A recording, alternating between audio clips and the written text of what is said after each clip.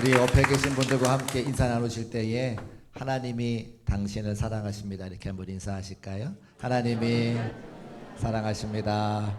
네. 당신이라고 하시면 안 된다니까요. 어디다 대고 당신이야 그러신다니까요. 다시 한번 장로님, 권사님, 집사님 사랑합니다. 시작. 하나님이 권사님 사랑하십니다. 하나님이 우리 집사님 사랑하십니다. 네. 자, 계속해서 룻기 말씀 증거하고 있는데 오늘은 이삭줍기라고 하는 말씀을 제목 가지고 함께 은혜 나누겠습니다. 룻기 2장 시작하는데요. 이제 베들레헴을 떠나서 모압 지방에 살던 나오미와 룻이 하나님께서 그들의 백성을 돌보셨다. 베들레헴에 흉년이 지나고 풍년이 든다. 그런 소식을 듣고 이제 베들레헴으로 돌아오게 되었죠. 베들레헴에 돌아와서 정착하는 이야기가 이제 본격적으로 2장에서 시작이 되는데 2장을 시작하면서 우리에게 소개하는 것은 나오미와 룻의 이야기가 아니라 보아스라고 하는 사람을 소개하기 시작합니다. 우리 2장 1절 말씀 같이 읽어보겠습니다. 시작. 나오미의 남편 엘리멜렉의 친족으로 유력한 자가 있으니 그의 이름은 보아스더라. 아멘. 보아스를 소개할 때에 두 가지로 소개하는데 엘리멜렉의 친족이다라고 소개하고 있고 유력한 자라고 소개하고 있습니다. 엘리멜렉의 친족에 관해서는 더 뒤에 말씀을 드릴 거고요. 오늘은 유력한 자라고 하는 것을 좀 보려고 하는데 유력하다고 하는 것은 세상적으로 권세도 있을 것이고 또 물질도 갖고 있는 사람이다. 이제 우리가 이렇게 설명을 하고 있는 거죠. 그런데 성경에서 그 보아스가 어떻게 유력한 자가 되었는지는 설명하고 있지 않습니다. 제가 그게 궁금한 거예요. 그래서 성경을 좀 읽다 보니까 보아스의 부모님에 대한 구절들이 나오는 것을 보게 됩니다. 보아스의 아버지의 이름은 살몬인데 그 살몬은 룻기 4장 21절 말씀에 이렇게 기록하고 있죠. 살몬은 보아스를 낳았고 보아스를 낳았으니까 보아스의 아버지가 살몬인 거예요. 그럼 살몬이 아빠면 엄마는 누구냐? 그런데 룻기에는 보아스의 어머니의 이름은 나오지 않고 마태복음 1장에 예수님의 족보를 보면 거기에 보아스의 어머니의 이름이 나옵니다. 우리 마태복음 1장 5절 말씀 같이 읽어보겠습니다. 시작. 살몬은 라합에게서 보아스를 낳았고 살몬 아버지는 라합 엄마에게서 보아스를 낳았다. 그럼 보아스의 어머니가 누구라고요? 라합. 라합 여러분 잘 아시죠? 네, 기생이었던 여리고성에 있던 기생 라합이 보아스의 어머니입니다. 사실 우리가 잘 몰랐던 이야기인데 가만히 보면 알 수가 있는 거죠. 라합은 잘 아시는 것처럼 여호수아가 2장에 보면 정탐꾼 2명을 보내는데 그때 정탐꾼을 도와주어서 그들을 살렸던 사람이 라합입니다. 그렇다면 보아스의 유력함, 그 재산이 어떻게 형성되었는가를 생각해 보면 정탐꾼이었던 살몬, 보아스의 아버지 살몬이 그때 그들을 살려주었던 보아스의 어머니 라합과 눈이 맞아서 결혼을 하게 되는 거죠. 그래서 그때 낳았던 자녀가 이제 보아스인 겁니다. 그런데 그러면 살몬이 어떻게 유력한 자가 되고 보아스가 어떻게 유력한 자가 되었느냐? 여러분 잘 아시는 것처럼 가나안 땅을 정탐할 때에 12명의 정탐꾼을 보낼 때 10명은 부정적인 이야기를 하고 2명 여호수아와 갈렙은 긍정적인 말을 해서 가나안 땅에 들어가게 됩니다. 여러분 정탐꾼이라고 하는 것은 지금으로 말하면 스파이인데 스파이는 자신의 목숨을 걸고 상대방 진영에 들어가서 정보를 캐오는 사람이 스파이잖아요. 정탐꾼이잖아요. 그래서 그 정탐꾼이나 스파이들이 좋은 결실을 맺어 돌아오면 나라가 어떡합니까? 책임을 지죠. 상을 줍니다. 여호수아와 갈렙도 가나안 땅 정복할 때의 정탐꾼으로 스파이로 그들이 공을 세웠기 때문에 나라에서 분명히 상을 주었을 텐데 그 상이 뭔가? 오늘 여호수아 19장 50절 말씀 보니까 땅을 주었다는 거예요. 우리 빨간 글씨만 같이 한번 읽어볼까요? 시작. 여호수아가 요구한 성읍 에브라임 산지 딥낫 세라를 주매. 여호수아가 정탐하고 돌아온 다음에 땅을 요구하는 겁니다. 내가 이만큼 공을 세웠으니까 땅을 주세요. 그래서 딥낫 세라를 주었다 기록하고 있죠. 그럼 갈렙은 어땠을까요? 갈렙도 여호수아 14장에 보니까 빨간 글씨만 읽어볼까요? 시작. 헤브론을 그에게 주어 기업을 삼게 했다라고 기록하고 있습니다. 헤브론 산지를 이제 받은 거죠. 그러니까 정탐꾼으로 갔다 돌아와서 공을 세운 사람들에게 땅을 통해서 그들이 목숨 걸고 나라를 위해서 애썼던 것을 이제 치하하는 겁니다. 마찬가지로 생각해 볼 때에 살몬이라고 하는 사람도 여리고성에 들어와서 좋은 공을 세웠기 때문에 그가 땅을 불어받았겠구나라고 하는 것을 생각해 볼 수 있다고 하는 거죠. 그래서 아버지 살몬이 정탐꾼 성공에서 받은 땅을 보아스가 물려받았기 때문에 그가 유력한 자가 되었다라고 하는 것을 알 수가 있습니다. 그런데 이 보아스는 한 가지 아픔이 있는 것은 결혼을 하지 못했습니다. 노총각인 거예요. 그럼 왜 결혼하지 못했을까? 그런 땅도 있고 유력한 자기도 하고 성경에 보면 성품도 좋은 사람 같은데 왜 여자분들이 그를 선택하지 않았을까라고 생각해 보면 누구 때문에 그렇겠습니까? 어머니 라합 때문에 그런 거죠. 우리가 알고 있는 성경의 지식으로는 라합은 기생이라고 알고 있습니다. 근데 좋게 말해 기생이지 몸을 파는 창녀였던 거죠. 더군다나 이스라엘 사람들은 이방 사람들을 개처럼 취급하던 사람들입니다.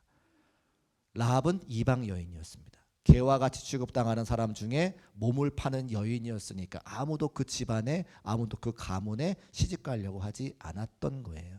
그래서 보아스가 유력한 자고 성품도 좋았지만 결혼을 하지 못하는 아픔이 있었습니다. 더군다나 그의 어머니를 바라보면서 그의 자녀였던 보아스에게 사람들이 수군수군수군하는 이야기도 들었을 겁니다.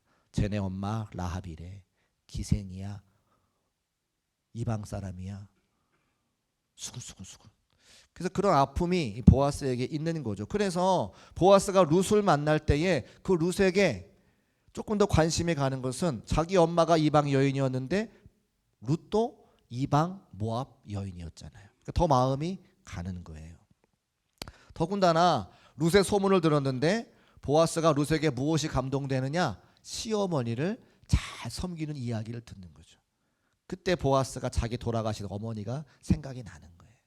그래서 보아스가 룻에게 더 관심을 갖게 되는 겁니다. 근데 역설적으로 보아스가 결혼했다면 룻을 만날 수가 없었겠죠. 그래서 하나님께서 오히려 우리의 결핍을 가지고 또 축복된 길로 활용하시는 것을 이제 보게 되어집니다. 그래서 실제로 보아스가 이방 여인 룻에게 큰 호의를 베푸는데 오늘 우리가 읽지 않았지만 8절 말씀 보면 자기 밭에서 자기의 소녀들과 함께 이삭을 주울 수 있도록 룻을 배려하고요. 9절에 보면 그녀를 보호하기 위해서 소년들에게 그녀를 건드리지 말아라 이렇게 명령도 합니다. 또 목마를 때에 소년들이 떠온 물을 마실 수 있도록 배려하기도 하죠. 우리에게 결핍이 있습니다. 우리에게 상처가 있습니다. 그런데 우리에게 결핍과 상처가 있을 때에 다른 사람의 결핍과 상처를 바라볼 수 있는 눈을 열어주시는 것을 보게 되어지는 거죠. 자기 엄마가 라합이 이방 사람이었고 여러 가지 수군거림을 들었던 경험을 통해서 보아스는 룻을 더 바라보게 되었다고 하는 겁니다. 때로 우리에게 상처가 있을 때에 결핍이 있을 때에 그 상처와 결핍으로 아파하는 것이 아니라 그 상처와 결핍 때문에 더 많은 사람들의 그 마음을 바라보고 헤아리고 또 그들을 섬길 수 있는 축복의 도구가 우리에게 있음을 기억하고 감사할 수 있는 저와 여러분 되시기를 주의 이름으로 축복합니다. 또 한 가지 보아스를 이야기할 때 우리가 반드시 기억해야 되는 것 한 가지는 보아스는 남아있는 자였다고 하는 거예요. 베들레헴에 10년의 흉년이 들었을 때에 모든 사람들이 그 베들레헴을 떠났습니다. 엘리멜렉도 떠나고 또 나오미도 떠났습니다. 그런데 남아있는 사람 중에 보아스가 남아있었다는 거죠. 여러분 보아스가 남아있지 않았다면 룻기는 어쩌면 1장으로 끝났을지 모르겠어요. 하나님께서 베들레헴이 회복됐다고 하는 소식을 듣고 나오미와 룻이 돌아왔는데 보아스를 만나지 않았으면 나오미와 룻은 그냥 과부의 삶으로 텅 빈 자의 삶으로 맞췄을 겁니다. 그러면 그냥 룻기가 1장에서 끝나는 거예요. 그런데 보아스가 그 베들레헴을 떠나지 않고 그 자리를 지키고 있었기 때문에 룻을 만나게 된 거고요. 룻을 만났으니까 결혼해서 다윗도 그 가문에서 나오고 예수님도 그 가문에서 나올 수 있었다고 하는 거죠. 그러니까 남아있던 사람 보아스 때문에 이 룻기의 이야기가 계속 기록되어지고 그 가문을 통해서 그 가정을 통해서 다윗도 나오고 예수님도 오실 수 있다라고 하는 겁니다. 보아스가 위대한 일을 한 것이 아니라 그냥 단지 흉년의 때를 지키고 그 자리를 지켰는데 그 자리를 지킨 것을 하나님께서 위대하게 만들어 주셨다는 거예요. 제가 목회를 하다 보니까 목사님들을 만나게 되고 목사님들을 만나면 무슨 말씀하실까요? 교회 이야기합니다. 이 교회가 어떻고 저 교회가 어떻고. 제가 얼마 전에 교단의 목사님들 만나 뵙게 됐는데 저한테 칭찬의 말로 그런 말씀 해주셨어요. 박 목사님이 중국교회에 가더니 교회가 잠잠해. 옛날에는 이런저런 말들이 들렸는데 지금은 잠잠하더라고. 저한테 칭찬의 말을 하신 거예요. 제가 이 말을 압니다. 무슨 뜻인지 압니다. 우리 교회가 옛날에 흉년의 때가 있었던 거죠. 그런데 여러분, 우리가 잘하는 게 뭔지 아세요? 우리가 자리가 흉년의 때를 맞이했다 하더라도 우리가 우리의 자리를 지켰기 때문에 오늘과 같이 은혜의 때가 임한 것을 믿으시기를 주님의 이름으로 축복합니다. 많은 사람들이 교회를 떠난다 하더라도 교회를 지켰던 사람들이 있고, 기도의 자리를 지켰던 사람들이 있고, 예배의 자리를 지켰던 사람들이 있고, 그 사명의 자리에서 사명을 감당하는 여러분들이 있었기 때문에 오늘과 같이 우리 중국교회 회복과 부흥을 우리가 지금 볼 수 있었다고 하는 거죠. 자리를 지키는 것이 이렇게 중요하다고 하는 것을 말씀을 통해 알 수 있습니다. 하나님의 놀라운 역사는 내가 떠난 자리에서 임하는 것이 아니라, 도망친 자리에서 임하는 것이 아니라, 내가 내 자리를 지킬 때에 하나님의 은혜의 역사가 임하는 것을 말씀을 통해 확인할 수 있다는 거예요. 이 자리에 우리 사랑하는 장로님들 함께 계시는데, 우리 장로님들께 권면의 말씀을 드립니다. 기도의 자리를 지키시기를 축복합니다. 아멘 하셨습니다. 우리 권사님들 이곳에 많이 계신데, 우리 권사님들 기도의 자리와 예배의 자리를 지키시기를 주님의 이름으로 축복합니다. 왜 아멘이 작으세요? 권사님 다 어디 가셨어요? 우리 권사님 제가 손 들라고 한번 해볼까요? 기도의 자리와 예배의 자리. 집사님들은 기도의 자리와 예배의 자리와 사명의 자리를 지키셔야 돼요. 아멘. 제가 장로님들과 권사님들과 집사님들께 다른 자리를 지키라고 말씀을 드렸습니다. 다 이유가 있어요. 귀 있는 자는 들을지어다. 기도의 자리, 예배의 자리, 사명의 자리. 그 자리를 지킬 때에 하나님께서는 자리를 지키는 분들에게 놀라운 축복과 은혜를 허락해 주십니다. 그리고 또 제가 1절 말씀을 통해서 우리에게 함께 주시는 말씀 중에 이런 말씀을 제가 발견하게 됐는데, 여러분, 나오미와 룻은 먹을 것이 없어서 모압으로 갔다가 흉년의 때가 지나고 풍년의 때가 임하는 소식을 듣고 베들레헴에 돌아왔습니다. 그러면 그들 마음 가운데 무슨 소망이 있을까요? 내가 배고팠는데 배불렀으면 좋겠다. 내가 집이 없었는데 집이 있었으면 좋겠다. 그런 마음 가지고 돌아왔을 겁니다. 그런데 하나님께서는 나오미와 룻에게 그들이 원하는 대로 응답하지 않으시고 다른 것으로 응답하는 것을 보게 되어져요. 그래서 하나님의 생각과 우리의 생각이 다른 거죠. 이사야 55장 8절과 9절 말씀 같이 읽어보겠습니다. 시작. 이는 내 생각이 너희의 생각과 다르며 내 길은 너희의 길과 다름이니라. 여호와의 말씀이니라. 이는 하늘이 땅보다 높음같이 내 길은 너희의 길보다 높으며 내 생각은 너희의 생각보다 높음이니라. 아멘. 하나님의 생각이 우리의 생각과 다르기 때문에 룻과 나오미는 배부른 것을 원하고 풍족한 것을 원하고 집을 원했겠지만 하나님께서는 그곳으로 응답하지 않으시고 사람을 만나게 하십니다. 누구를 만났죠? 보아스를 만난 거예요. 우리가 때로 하나님께 기도할 때에 내가 원하는 것은 아래지만 하나님께서는 다른 방식으로 응답하는 것도 우리가 알아야 됩니다. 내가 원하는 것 응답받지 못했어도 더 좋은 것으로, 더 선한 것으로 인도하실 그 하나님을 신뢰할 수 있는 모든 성도의 삶이 되시기를 주의 이름으로 축복합니다. 그럼 하나님께서 우리의 생각과 다르신데 하나님께서는 어떻게 역사하시느냐, 오늘 세 가지로 짧게 말씀드리고 말씀을 정리하려고 하는데요. 첫 번째로 하나님께서는 우리가 겸손해서 낮은 곳으로 내려가기를 원하신다는 거예요. 같이 한번 따라 하실까요? 겸손하여 낮은 곳으로. 하나님께서 원하시는 것은 우리가 겸손해서 낮은 곳으로 가기를 원하신다는 거죠. 나오미가 하나님 없는 모압에서 베들레헴으로 돌아오기를 결단하고 베들레헴으로 돌아왔을 때에 그들이 바라고 원했던 것처럼 맛있는 음식으로, 풍성한 음식으로, 좋은 집으로 하나님께서는 응답하지 않으시고 그들을 낮은 곳으로 몰아가시는 것을 보게 됩니다. 그 낮은 자리가 어디입니까? 이삭 줍는 자리라고 하는 겁니다. 여러분, 이삭을 줍는 자리는 그 당시에 가장 힘들고 어려운 사람들이 가서 겨우 입에 풀칠할 수 있도록 마련해 놓은 곳이 이삭 줍는 자리라는 거예요. 아니, 하나님, 내가 하나님께서 풍성함을 준다는 말씀해 주셔서 베들레헴으로 돌아왔는데 내가 고백하는 하나님은 전능하신 하나님, 샤다이의 하나님이신데 나에게 축복을 주셔야지 이삭 줍는 곳으로 가게 하시면 어떡합니까? 라고 얼마든지 말할 수 있었지만 그들이 그렇게 하나님께 따지지 아니하고 원망하지 아니하고 불평하지 아니하고 낮은 자리로 내려갔다는 거예요. 여러분, 만약에 룻이 이렇게 이야기할 수 있지 않겠습니까? 내가 어머니 하나님을 믿고 이 베들레헴 땅으로 왔는데 내가 겨우 이삭을 줍는단 말이야? 나도 우리 집에서는 귀하고 잘난 딸인데 나 이거 하지 않을 거야. 그런 말 얼마든지 할 수 있지 않겠어요? 근데 그렇게 하지 아니하고 그 낮은 자리에 내려가서 이삭을 줍는 룻의 모습을 우리가 확인할 수 있다는 거죠.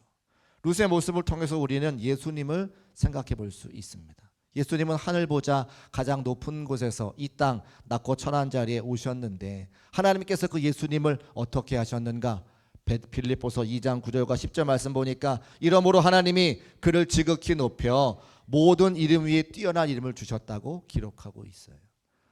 높은 보좌를 버리시고 낮은 이 땅에 내려오실 때에 하나님은 그 이름을, 예수님의 이름을 가장 높은 곳으로 올려주시는 것을 보게 되어집니다. 사람들은 높은 것을 원하지만, 높은 곳에 가기 원하지만 하나님께서는 예수님을 비롯한 많은 성도들이 낮은 곳으로 내려가서 그곳에서 우리를 높이시는 하나님의 역사하신가 위로를 보기를 원하시는 것을 말씀을 통해 알 수가 있습니다. 예수님도 이렇게 말씀하셨어요. 같이 한번 읽어볼까요? 시작. 누구든지 자기를 높이는 자는 낮아지고 누구든지 자기를 낮추는 자는 높아지리라. 아멘. 우리가 다 이 말씀 알고 있는데 말씀에 온전히 순종하여서 높아지려고 하는 것이 아니라 낮은 자리에 내려가 하나님께서 우리를 높여주시는 그 은혜와 능력을 경험할 수 있는 저와 여러분 되시기를 주의 이름으로 축복합니다. 두 번째, 하나님께서는 어떻게 일하시냐면 우리가 낮은 곳에 거할 뿐만 아니라 그곳에서 작은 일에 최선을 다하기를 원하시죠. 같이 한번 따라 하시겠습니다. 작은 일에 최선을 다하라. 룻이 하나님께서 예배하신 보아스를 만난 그 자리가 어디냐고 하면 바로 이삭을 줍는 낮은 자리라 말씀을 드렸습니다. 7절 말씀 같이 읽어볼게요. 시작. 그의 말이 나로 베는 자를 따라 단 사이에서 이삭을 줍게 하소서 하였고 아침부터 와서는 잠시 집에서 쉰 외에 지금까지 계속하는 중이니이다. 아멘. 룻이 이삭을 열심히 주셨습니까? 열심히 주셨습니까? 열심히. 어떻게 아세요? 잠시 집에서 쉰 외에 지금까지 계속해서 주셨다고 이야기하고 있잖아요. 여러분, 우리는 이 사실을 기억해야 되는데 사람들이 눈에 멋있어 보이고 화려해 보이는 엄청난 일을 사람들은 하기를 원하지만 사실은 하나님은 우리에게 위대한 일, 높은 일, 영광스러운 일 하라고 우리 삶을 주지 않으시고 우리가 일상의 삶을 살아갈 수 있도록 우리 삶을 인도하셨어요.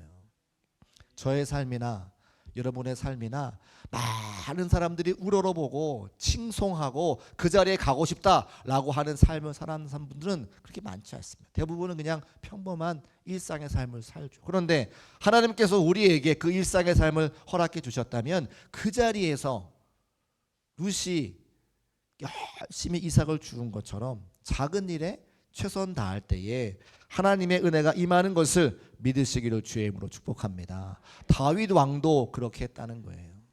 이스라엘 백성들의 위대한 왕이었던 다윗도 하나님께서 언제 그를 택해서 이스라엘의 왕으로 세워두셨느냐? 그가 양들 먹일 때, 양들 칠 때 그 자리에서 선택하신 것을 말씀을 통해 알 수 있죠. 제가 읽어보겠습니다. 또 그의 종 다윗을 택하시되 선택하시되 양의 우리에서 취하시며 젖 양을 지키는 중에서 그를 이끌어내셔서 이스라엘의 왕으로 세워주셨다 말씀하고 있습니다. 하나님은 낮고 천한 자리에서 작은 일에 충성하는 자들을 기억하시고 높고 더 위대한 일을 맡기시는 분이신 것을 믿으시기를 주의 이름으로 축복합니다. 여러분의 일상에서 최선을 다할 때에 그 최선과 충성 다하시는 모습을 보시고 하나님의 놀라운 축복과 은혜를 허락해 주신다는 거예요. 요즘에 우리 중국교회 새가족들이 많이 오셔서 제가 좀 했던 이야기를 한 번 더 반복하려고 하는데, 제가 우리 교회 부임할 때 저에게 주셨던 하나님의 은혜입니다. 새벽에 기도를 마치고 새벽 기도 마치고 기도하던 중에 하나님께서 저에게 한 가지를 물어보셨어요. 목회가 뭔가라고 물어보셨습니다. 목회가 뭔가. 여러 가지로 목회를 이야기할 수 있지만 제가 하나님의 말씀을 잘 전달하는 겁니다. 우리 성도님들께 매일매일 주의 말씀을 잘 준비해서 전하는 게 목회입니다. 이렇게 말씀을 드렸거든요. 두 번째로 물어보시는데, 그러면 그 목회를 잘할 수 있겠는가 물어보셨어요. 근데 제가 평가를 하나님께서 하시는 건데, 하나님께서 평가하시는 것을 제가 잘하고 못한다 말씀을 못 드리겠더라고요. 주저주저 하고 있었는데, 그때 제 머릿속에 이렇게 영상을 영화처럼 보여주시면서 제가 지나왔던 삶의 자리에 저의 부모님의 모습을 보여주셨는데, 저희 어머니가 목사님이시잖아요. 근데 어머니가 목사님 되시기 전에 목장 하셨다. 목장, 소를 키우는 목장 하셨을 때에 열심히 그 소 밥을 준비하시는 모습을 제가 봤어요. 여러분의 가정에도 애완동물 또 반려동물 키우시지만 그 동물들을 키울 때 아침도 주고 간식도 주고 저녁도 주고 또 싸면 치우기도 하고 얼마나 일들이 번거롭습니까? 덩치가 큰 소를 먹이려면, 또 많은 소들을 먹이려면 하루 종일 일해가지고 그 소밥 주는 게 전체 일입니다. 근데 어머니가 한 번도 그것을 마다하지 않으시고 땀을 뻘뻘 흘리면서 준비했던 모습을 제가 기억을 하고, 그 모습을 기도하는 중에 생각나게 하셨어요. 제 마음에 하나님, 저희 어머니가 소밥을 주기 위해서 성실하게 했던 것처럼 제가 우리 성도님들에게 말씀을 성실하게 준비하고 전할 수는 있을 것 같아요. 잘하지는 못하겠지만 평가는 하나님 하시는 거니까 저는 최선 다해서 성실하게는 할 수 있을 것 같습니다 라고 말씀을 드리고 환상이 없어졌어요. 그리고 제가 중국교회에 부임했습니다. 제가 그때 그 생각을 하면서 늘 말씀을 증거할 때 이것이 하나님께서 제게 맡기신 작은 일이라는 것을 기억하고 제가 최선 다했어요. 월요일에 교회 오시는 분들은 아세요. 제가 교회 월요일마다 출근합니다. 월요일 날 쉬는 날이죠. 제가 쉬지 않고 나와 말씀을 준비해요. 그때 준비하지 않으면 주중에 벌어지는 많은 사역을 감당할 수 없기 때문에 제가 월요일 나와서 준비합니다. 제가 말씀 한동안은 우리 부목사님들이 안 계셔가지고 제가 열심히 준비할 때에 하루에 일주일에 11번 설교할 때도 있었어요. 제가 한 번도 마다하지 않고 새밥을 지어서 그때마다 했습니다. 왜냐하면 제게 맡기신 사역이니까, 제게 맡기신 작은 일이니까, 그 일에 충성할 때에 우리 교회가 회복되어지고 더 부흥의 길로 나아갈 것을 제가 믿기 때문에 제가 감당하는 겁니다. 저에게는 그게 일상이라는 거예요. 여러분의 일상은 어떻습니까? 누가 나를 알아주지 않아도 내게 맡기신 그 일들을 내가 최선 다해 감당할 때 바로 그 자리에 하나님의 역사와 은혜가 임하는 것을 믿으시기를 주의 이름으로 축복합니다. 교회에서 사명 감당하는 건 어때요? 누가 알아주지 않아요. 몰라줘요. 어제도 새가족들은 나가서 소풍 다녀오시고 운전하고 섬겨주시고, 또 많은 우리 교사 선생님들은 이곳에서 또 친구들과 축제를 벌이고, 또 어떤 분 나가서 또 우리 교회 명예를 걸고 또 같이 운동도 하시고, 다 제가 보지 못하지만, 제가 다 가보지 못하지만 하나님은 다 기억하고 계시죠. 우리가 작은 일에 충성하고 헌신하고 봉사할 때에 그 일들을 통해 우리 교회를 세워가시는 것을 볼 수가 있다는 겁니다. 사랑하는 여러분, 하나님은 우리가 낮은 곳에 내려가서 섬기는 그 모습을 통해 우리를 축복하실 것이고 더 위대한 일을 맡기실 것을 믿음으로 고백하는 저와 여러분 되시기를 주의 이름으로 축복합니다. 그리고 제가 다 알아요. 다 알아요. 여러분들의 헌신과 수고를 제가 다 압니다. 그래서 감사하고, 그래서 고맙고 눈물도 나고 그렇죠.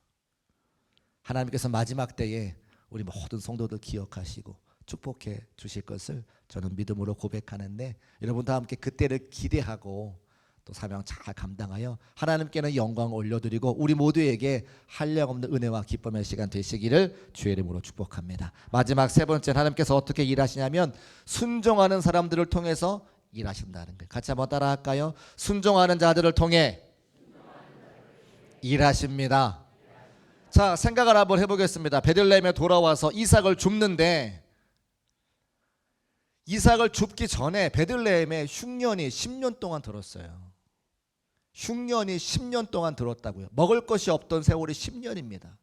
이제 풍년의 때가 되어서 씨앗을 심고 풍성하게 소출을 거둬서 곡식을 베고 있는데 떨어진 이삭, 주인이 보면 아까울까요? 아까울까요? 10년 동안 굶었으면 이삭도 아까운 거예요. 그 이삭마저도 다 거둬두기를 원하는 것이 사람의 욕심이죠. 그런데 오늘 말씀 보니까 이삭을 줍지 않고 고아와 과부와 나그네가 먹을 수 있도록 남겨둔 사람들이 있다는 거예요. 레위기 19장 말씀에 23장 말씀에 신명기 말씀에 계속해서 반복하여 주시는 것은 뭐냐면 고아와 과부와 나그네를 위하여 이삭을 줍지 말고 남겨둬라. 하나님의 말씀입니다. 근데 그 말씀에 순종하는 사람이 있었기 때문에 지금 룻과 나오미가 주셔서 삶을 이어갈 수 있는 거죠. 하나님 어떻게 역사하시느냐? 하나님의 말씀에 순종하는 자들을 통해 일하시고 역사하시는 것을 말씀을 통해 알 수 있습니다. 오늘 우리에게도 마찬가지예요. 누구를 통해 일하시느냐? 하나님 말씀 듣고 순종하는 사람들. 하나님 말씀으로 살아보려고 몸부림치는 바로 저와 여러분을 통해서 하나님의 역사가 임하는 것을 믿으시기를 주의 이름으로 축복합니다. 뒤에 보아서도 기업 물을 자라고 나와요. 기업 물을 자. 기업 물을 자도 하나님의 말씀인데 보아스가 그 말씀에 순종하기 때문에 사사시대에 아무도 주의 말씀 순종하지 않을 때에 보아스를 통하여 베들레헴의 남은 자들을 통하여 그 말씀에 순종하는 자들을 통해 하나님이 일하시는 것을 알 수가 있어요. 말씀 정리하겠습니다. 하나님께서 우리와 근본적으로 다른 생각을 갖고 계시기 때문에 우리가 원하는 것 말고 다른 방식으로 우리를 축복하시죠. 나오미와 룻에게 보아스를 만나 하셔서 그들을 축복해 주셨습니다. 그를 만난 자리가 낮은 곳, 이삭 줍는 곳이죠. 낮은 곳으로 내려갈 때에 하나님께서 우리를 높이시는 은혜를 경험할 수 있는 것이고 그 낮은 곳에 가서 최선 다하여 그 사명 감당할 때에 우리에게 더 크고 좋은 곳을 맡기시는 하나님의 은혜가 있습니다. 어떤 자에게 하나님의 역사가 있느냐? 말씀에 순종하는 자들을 통해서 위대한 역사를 이루어 가실 때 우리 중국계 모든 성도들 말씀에 순종하여 하나님의 위대한 역사의 주인공 되시기를 주의 이름으로 축복합니다.